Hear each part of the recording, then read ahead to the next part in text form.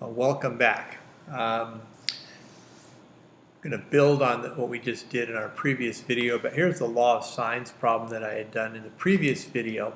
And now we're going to kind of take a look at another triangle, something that's a little different. Here you're given actually two sides and an angle. It's a little different. Up here you were given two angles and a side. So let's look at this situation a little bit. Solve triangle XYZ given that x is 35 degrees, little x, that's the side across from 35, is 8, and little y, the side across from angle y, is a 10.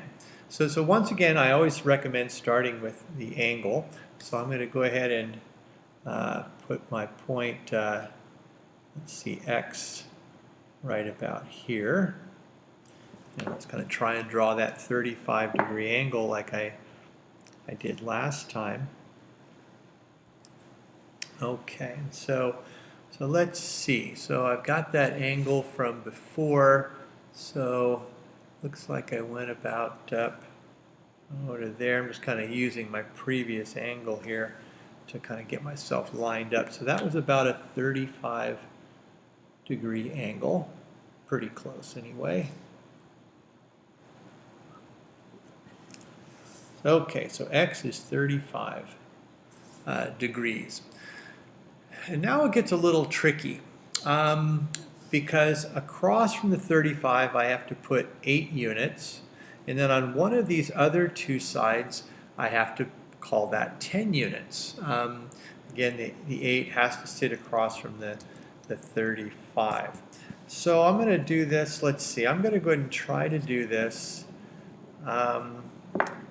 Let's see, so if I go 10 units across this way, see, I don't know if I left myself enough room. Actually, I did leave myself enough room. I'm going to put 10 up along here. Put 10 right along here. So it should take that out to about 10 right there.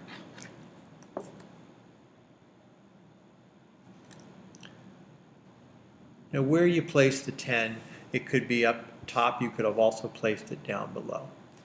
But that's 10 units, and that's little y. So that means down here I've got to put angle y, and so this must be point Z right here. So now I've got to try and I've got to put an 8-unit side right in here. So I'll start by just trying to, if I went straight down, now 8 units is 1, 2, 3, 4, 5, 6, 7. Here's 8 units right there, and I realize, whoa, wait, okay, that's a little too long for the third side. Well, where can I place it? And this is where you actually have some options. You could place the 8-unit side out like this, okay, where this is 8, and then you would just kind of extend this side because we have no conditions on this side. So that would be one place we could put the 8. Okay, so I'm going to place the 8 over here, and then I'm going to extend this bottom side across. So now I have a triangle that satisfies this big Y right here. And then, let's see, this would be 8. This triangle that I've drawn satisfies the conditions. X is 35, across from it is 8, and then across from Y is 10. And so now I'm going to try to solve that triangle. But let's keep in mind that this was not the only place you could have put the 8 units. You could also have chosen to put the 8 units back underneath and end up with this really skinny triangle. So we're going to address that skinny triangle in just a few minutes. It turns out there are actually 2 different triangles that work in this case. Okay, so there are actually going to be two triangles that satisfy what's being described. So let's first of all work on the big triangle. I always recommend working on the big triangle first using the law of sines. So let me go ahead and slide this up a little bit, and let's start to do that. So we're going to go after big triangle XYZ. And so let's see. So we'll go sine of 35. Sine of 35 is to 8. As, let's see, well, I've got to use the 10. So sine of y is to 10. So again, this is a little different. This time we're actually finding an angle. In the previous video, we were finding sides. But let's go ahead and try this out. So I'm going to multiply the 10 over to the other side. So I've got 10 sine 35 over 8 equals the sine of y. Okay, so I'm going to put this in my calculator and see what we get. I'll go 10 sine 35, and then we're going to divide that answer by 8. And we get about 0.7169. I'll just, to write something down, I'll call it 0.7170 equals the sine of y. And so now I want to use the inverse sine feature on my calculator. I want to use this little inverse sine option here. So I'm going to go second inverse sine, and I'm going to go ahead and just do answer. So if I hit second answer. Now you could also type in 0.7170 if you don't have an answer button on your calculator. So take the inverse sine, and it tells me what angle has a sine ratio of 7169, and it says about 45.8 degrees. And I'm looking at my picture over here and I go, okay, that 45 seems pretty reasonable. So 45.8 degrees is the value of angle y. Okay, so we've got angle y figured out at 45.8. Well, that means we now have two angles, which means we can figure out angle z. And so to find angle z, I would just take 180 minus 35 minus 45.8. So 180 minus 35 minus 45.8, about 99.2 degrees. So this is actually very close to the triangle we've drawn before on the previous video, 99.2. Although this one's oriented a little bit differently than the one before. So we've got angle y and we've got angle z, and so now I've got these two sides, I've got all three angles. Now I have to find out side z. And so once again I'll use the law of sines. I'll say, let's see, sine of 99.2 is to, again, I don't know what that is, so I'll just put a little z right there, equal to sine 35 over 8. I'll do a little cross multiplying, so 8 sine 99.2 equals z sine 35. I'll divide that sine 35 over, so I get z by itself.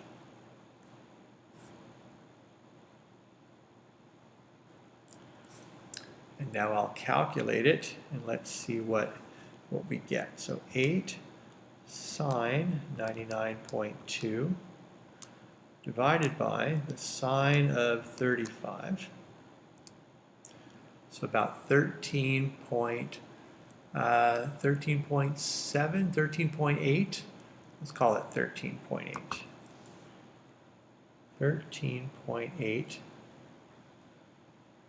equals z. Divide those out. And so let's see if that looks reasonable. let's see, this was all in one, so that's the 1, 2, 3, 4, 5, 6, 7, 8, 9, 10, 11, 12, 13. A touch more than 14, but again, this drawing is not perfect, so I'm feeling like 13.8 is a pretty reasonable answer. Okay, so that would be the solution to the big triangle XYZ. But as I mentioned a few moments ago, there's actually a second triangle that we need to consider. And that is, what if we put that 8 units, instead of on kind of outside, what if we brought that 8 units to the inside? So I'm going to make a little mark right there, and then 8 units right here. So now we're talking about a little different triangle, this really skinny triangle, where I've got 10 right along here. I'm not sure how much this piece is. This would be where Y goes. And then angle Z, I don't know that either. So I've got my 35-degree angle here. Across from it is 8. And then I've got Y being 10. So this triangle also satisfies the description. Okay? There are actually 2 triangles. So now we have to solve the small triangle XYZ. Small triangle XYZ. And once again, we're going to try and use the law of sines. But we're also going to bring in some geometry to this. Right?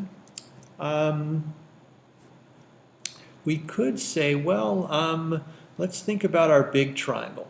Earlier on, I found that this was 45.8 degrees. 45.8 right here. Well, now if you look at this triangle over here, we're not trying to solve this triangle, but this one's kind of interesting over here. This is an isosceles triangle. This is 8 and 8. And so because these are both 8 and 8, that means these 2 angles here, the base angles, have got to be the same. So that means down in this little corner here, this has got to be 45.8 degrees as well. Just using the isosceles triangle theorem. Well, if that's 45.8, then I know what this angle is, because altogether I've got 180 degrees. We call this a linear pair. These are supplementary angles. So if I wanted to find out that, I could do 180 minus 45.8 on, so 180 minus 45.8, and I get about 134.2. So the angle Y right here is about 134.2. So in solving this small triangle, just using some geometry, I figure that Y is equal to 134.2 degrees. So I've got 35 in this corner, I've got 134 here, so now I should be able to figure out what angle Z is just by taking everything away from 180. So if I said 180 minus 35 minus, let's see, what was that other answer? 134.2. 134.2. I get about 10.8 degrees. So in this, and that looks right. It looks like a really small angle. So Z is going to be 10.8 degrees. And so finding the angles was actually pretty simple. I didn't really have to use the law of sines. But now I've got to find this portion right here, this length, this little z right here. So here I do have to use the law of sines. So if I said sine of 10.8 degrees, sine of 10.8 degrees is to little z, as, and then I'm going to go back to my old standard, sine 35 is to 8. Sine 35 is to 8. And now I'll start to work on this. I'll cross multiply, so I have 8 sine 10.8 degrees equals z times sine 35. And then let's see, I need to divide by sine 35, so I can get z by itself.